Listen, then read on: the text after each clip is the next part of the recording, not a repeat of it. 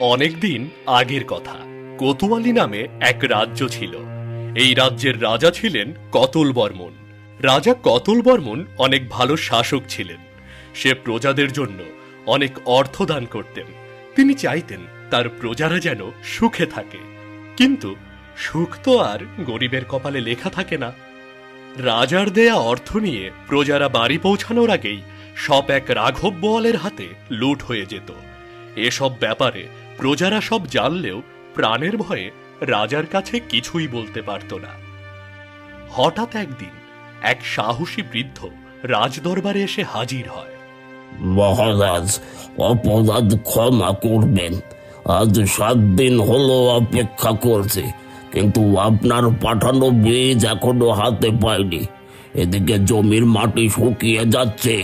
জমির মাটি শুকিয়ে গেলে তো এবারও জমি পতিত রাখতে হবে। সে কি, আমি তো অনেক আগেই তোমাদের জন্য ফসলের বীজ আর যাবতীয় উপকরণ পাঠিয়ে দিয়েছি, তাহলে সেগুলো গেল কোথায়? মন্ত্রী, গরিব কৃষকদের বীজ কোথায় গেল?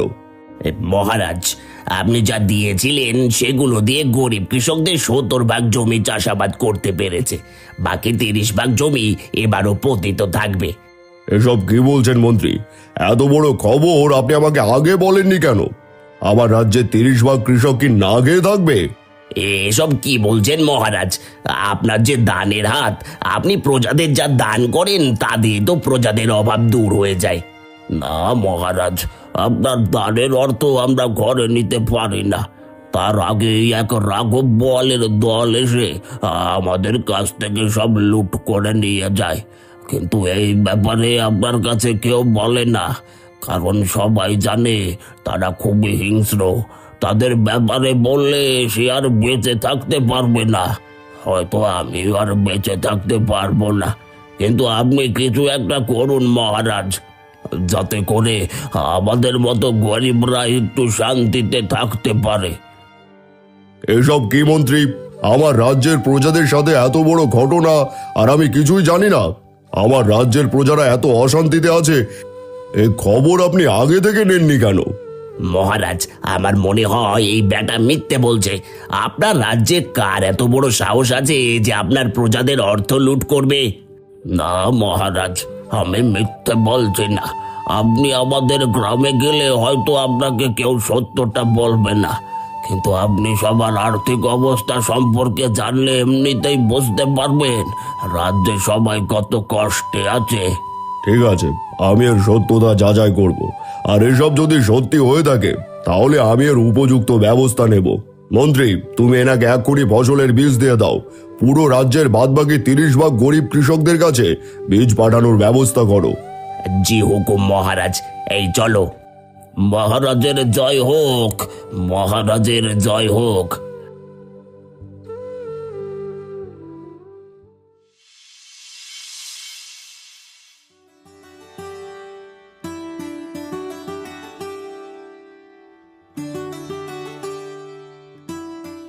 গিন্নি, আমি বীজ বলতে মাঠে গেলাম, তুমি বাড়িতেই থাকো। হ্যাঁ হ্যাঁ, যাও, আর একটু দেখে শুনে থেকো। এমনিতেই কাল গিয়ে মহারাজের কাছে নালিশ করে এসেছো। এখন তোমাকে নিয়ে আমায় চিন্তায় থাকতে হচ্ছে। কে জানে কখন কি হয় আবার। অত চিন্তা করে লাভ আছে? মরতে তো একদিন হবে। ওসব কথা কখনো মুখেও আনবে না। তুমি মরলে আমাকে কে দেখবে বলো তো?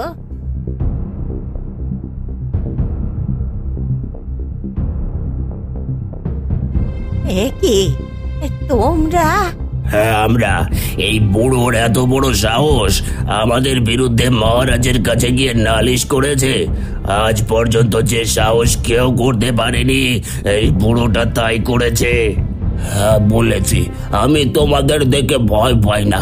মনে রেখো, আমি বেঁচে থাকলে তোমাদের অপকর্মের ব্যাপারে মহারাজকে বলবোই। তাহলে তো তোকে বাঁচিয়ে রাখা যাবে না। তোকে বাঁচিয়ে রাখলে তোর মতো অনেকেই সাহস পেয়ে যাবে, তখন আর কেউ আমাকে দেখে ভয় পাবে না। না না, আমার স্বামীকে তোমরা কিছু করো না গো। সে আর তোমাদের ব্যাপারে মহারাজ কিচ্ছু বলবে না। আমার স্বামীকে তোমরা মেরো না ওকে। এই দেখছিস কি, বুড়োটাকে শেষ করে দে।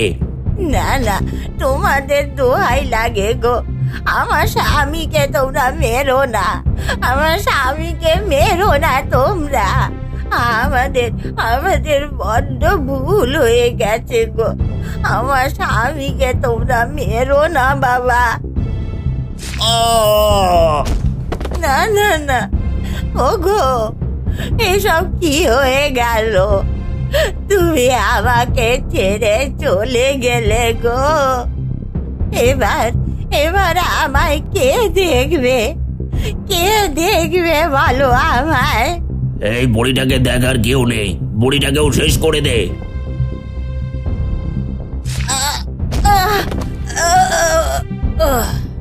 এবার চল।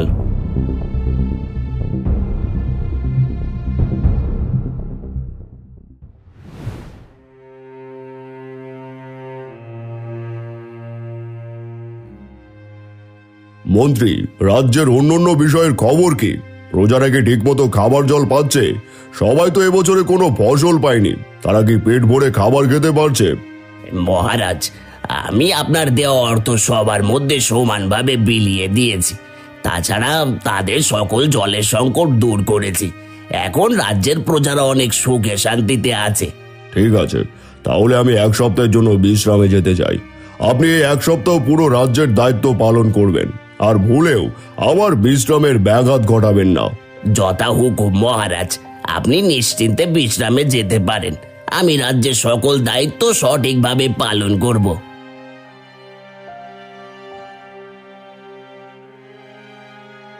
রাজা মন্ত্রীকে রাজ্যের সকল দায়িত্ব দিয়ে গোপনে ভিখারি সেজে গরিব প্রজাদের বাড়িতে গিয়ে তাদের খোঁজ নিতে থাকে।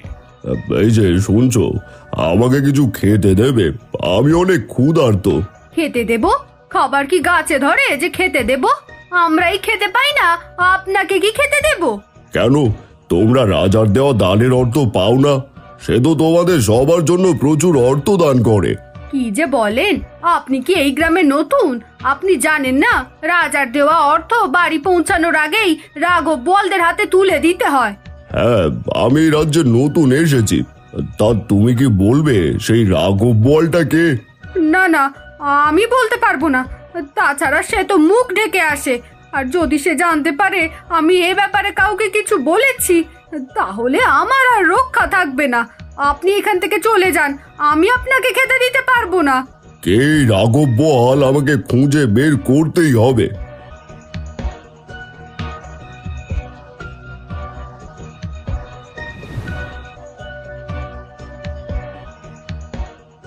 এই যে বাবা, আমাকে কয়টা ভিক্ষা দাও। ভিক্ষা দেব কোথা থেকে? বীজের অভাবে ফসলের জমি পতিত রাখতে হচ্ছে, আর কয়দিন পর তো আমাদেরই ভিক্ষা করতে হবে। কেন তোমাদের ভিক্ষা করতে হবে কেন? শুনেছি এই রাজ্যের রাজা নাকি সবাইকে সার আর বীজ সব দিয়েছে। হ্যাঁ, দিয়েছে তো, কিন্তু রাজার দান কি কখনো গরিব পর্যন্ত পৌঁছায়? এগুলো তো আগেই হাওয়া হয়ে যায়। তাছাড়া রাজার দেওয়া অর্থগুলো এক রাঘব বোয়াল নিয়ে যায়, কিন্তু রাজার দেওয়া ফসলের বীজ সারগুলো কে নিয়ে গেল কিছুই বুঝতে পারলাম না।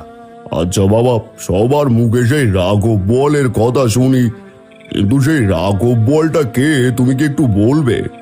না, তা বলতে পারবো না। এমনিতেই সে সবসময় মুখোশ পরে থাকে। তারপরও যদি কেউ তার বিরুদ্ধে কারো কাছে কিছু বলে, তাহলে তো ঘাড়ে মাথা থাকবে না। এই যে গতকাল আমাদের গ্রামের রহিম চাচা মহারাজের কাছে গিয়ে বিচার চেয়েছিল, আজকে এসে রহিম চাচা ও তার স্ত্রীকে নির্মমভাবে মেরে ফেলে রেখে গেছে। আমার রাজ্যের প্রজাদের সঙ্গে এত বড় অন্যায় হচ্ছে আর আমি কিছুই জানি না। না, যে করেই হোক এর একটা ব্যবস্থা করতেই হবে। ওই রাঘব বোয়ালকে আমায় খুঁজে বের করতেই হবে। কিছু ভাবছেন? ভেবে লাভ নেই। আপনি রাজ্য ছেড়ে চলে যান, তাহলেই শান্তিতে থাকতে পারবেন। নয়তো এখানে কারো কাছে ভিক্ষাও পাবেন না। আবার যদি ওদের সামনে পড়েন, তাহলে আপনারও ক্ষতি হতে পারে। না না, কিছু ভাবছি না, এখনই চলে যাচ্ছি। তবে তোমরা চিন্তা করো না, তোমাদের এই কষ্ট আর বেশি দিন থাকবে না। দেখবে অল্প দিনের মধ্যেই ওরা ওদের শাস্তি পাবে।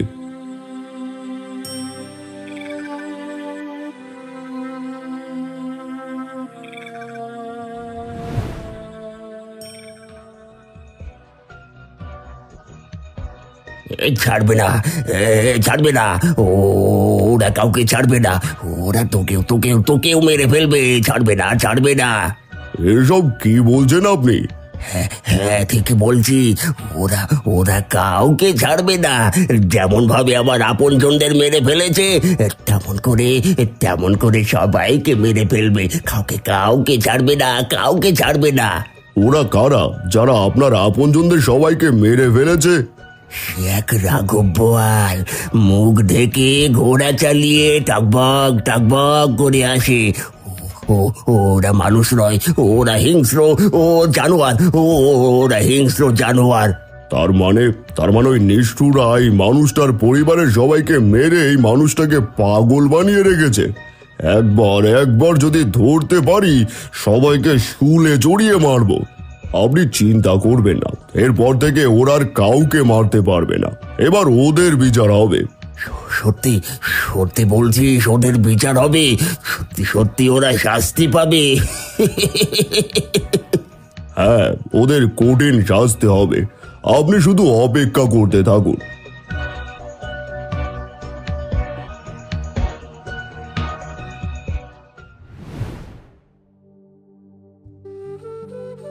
মহারাজ, আপনি শান্ত হন মহারাজ।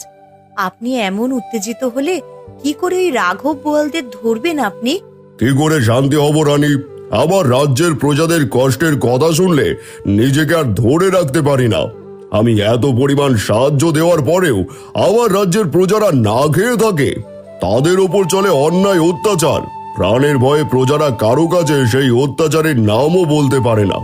মহারাজ, আপনি এত চিন্তা না করে মন্ত্রী মশাইয়ের উপরে সব দায়িত্ব দিয়ে দিন, তিনি সব সামলে নেবেন।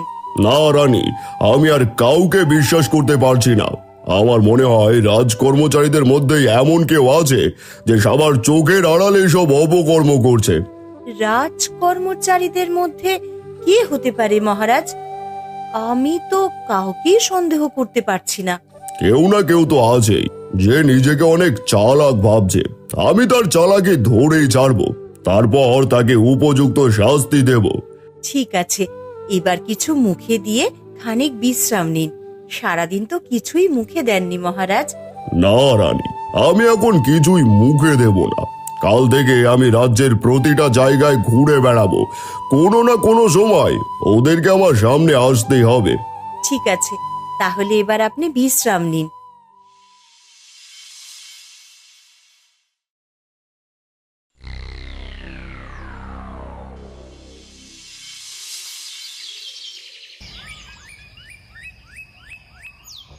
সকাল হলেই রাজা ভিখারির বেশে বেরিয়ে পড়ে।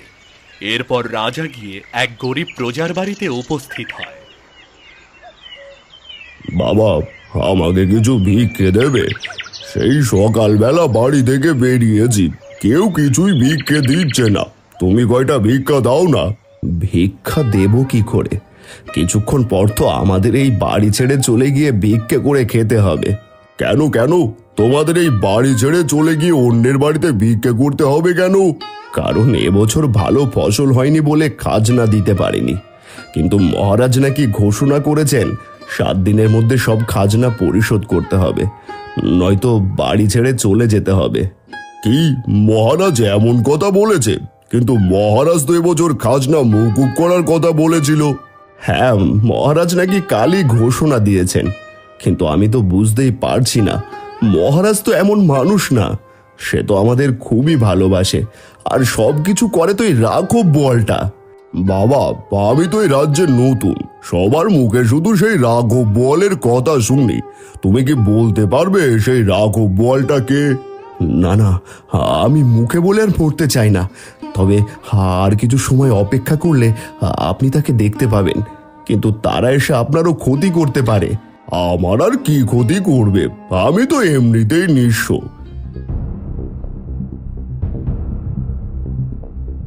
হে কি, আজকে তো রাঘব বোয়ালটা নেই, শুধু নিষ্ঠুর ডাকাতদের পাঠিয়েছে। এই তাড়াতাড়ি তোর জমির খাজনা দে। খাজনা দেব কোথা থেকে? এবার তো জমিতে কোনো ফসল হয়নি। তাছাড়া রাজার দেওয়া অর্থগুলো তোমাদের হাতেই তুলে দিয়ে এসেছি, এখন খাজনা দেব কোথা থেকে? কোথা থেকে দিবি তুই ভালো জানিস। তাড়াতাড়ি খাজনা বের কর, মহারাজের হুকুম, খাজনা দিতেই হবে। তোমরা কারা? তোমাদের দেখে তো রাজকর্মচারী মনে হয় না। এই ভিখারির বাচ্চা, আমরা কারা তোকে বলতে হবে? আমাদের সম্বন্ধে এর আগে কখনো শুনিসনি? না, শুনিনি, শুধু শুনেছি তোমরা নাকি অনেক হিংস্র। হ্যাঁ, আমরা অনেক হিংস্র, আর এটুকু জেনে রাখ, তার বেশি জানার দরকার নেই। আর শোন, আমরা এই রাজ্যের রাজার কথাই চলি না, আমরা আমাদের মহারাজের কথাই চলি। বাবা, আমার খুব জানার ইচ্ছে, তোমাদের সেই মহারাজটাকে। খবরদার, আর কখনো এমন ইচ্ছার কথা বলবি না, নয়তো তোকেও মেরে এই গ্রামের মাঝে ঝুলিয়ে রাখবো। এই, তুই তাড়াতাড়ি খাজনা দে, নয়তো এখনই বাড়ি ছেড়ে চলে যা। খাজনা দেব কোথা থেকে? আমরা এখনই বাড়ি ছেড়ে চলে যাচ্ছি। না না, তোমরা যাবে কেন?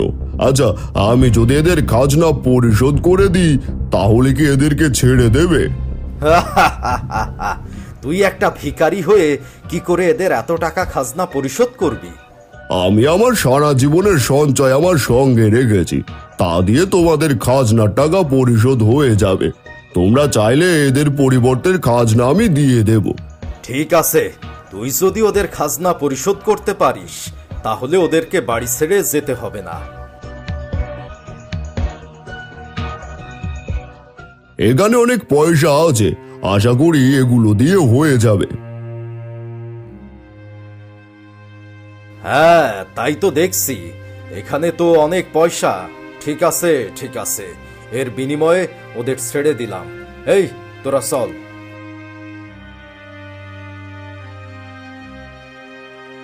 হে কি, আপনি আপনার সারা জীবনের জমানো সম্পদ আমাদের জন্য দিয়ে দিলেন কেন?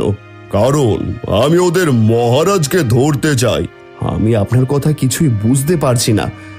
ওদের মহারাজ তো ভয়ঙ্কর দানব, সে নিমেষেই মানুষদের প্রাণ নিয়ে নেয়।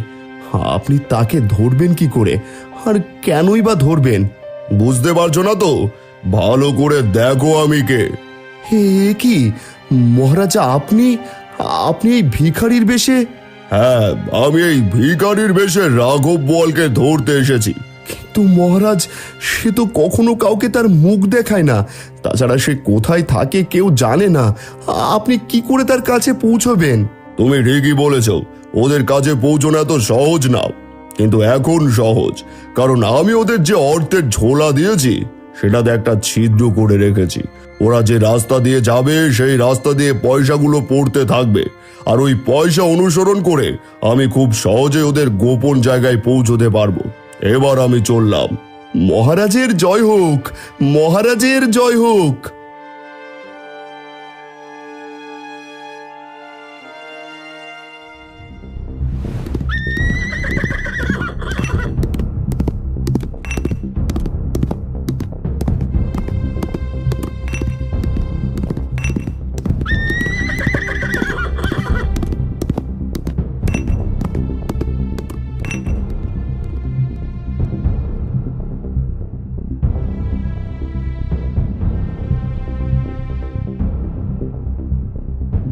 মহারাজ, আজকে গ্রামের সবার খাজনা আদায় করে নিয়ে এসেছি। তোরা তোরা সত্যি অনেক কাজের, চিন্তা করিস না, আমি এবার সত্যি সত্যি রাজা হব, আর তোরা হবি আমার প্রধান উপদেষ্টা। যা যা, এবার অর্থগুলো জায়গা মতো রেখে দে, আর কদিন পর রাজার সাথে যুদ্ধ করার জন্য সেনা সংগ্রহের কাজ শুরু করব, তখন এই অর্থ আমাদের কাজে লাগবে। ঠিক আছে মহারাজ।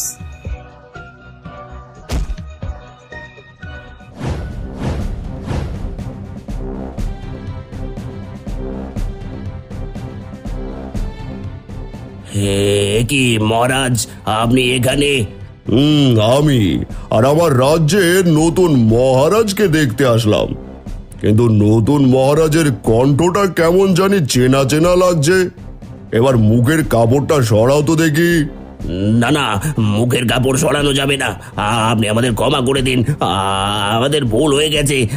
আমরা কোনোদিন আর এমন কাজ করব না। তোমরা আর এমনিতে এমন কাজ করার সুযোগ পাবে না। প্রহরী, রাঘব বোয়ালের মুখের কাপড়টা সরাও। দেখি এই রাঘব বোয়ালকে। একই মন্ত্রী, তাই তো বলি, আমার রাজ কর্মচারীদের মধ্যে কেউ না কেউ তো আছেই। তা না হলে আমার রাজ্যে এমন অবিচার কে করবে? মহারাজ, আমাকে ক্ষমা করে দিন মহারাজ, আমাকে ক্ষমা করে দিন। ক্ষমা? তোমার মতো একটা পশুকে আমি ক্ষমা করব? তুমি আমার রাজ্যের নিরীহ মানুষদের নির্দ্বিধায় হত্যা করেছো। এবার তোমাদের সবাইকে শুলে চড়িয়ে মারবো। প্রহরীরা দেখছো কি? সবগুলোকে বন্দি করে নিয়ে চলো।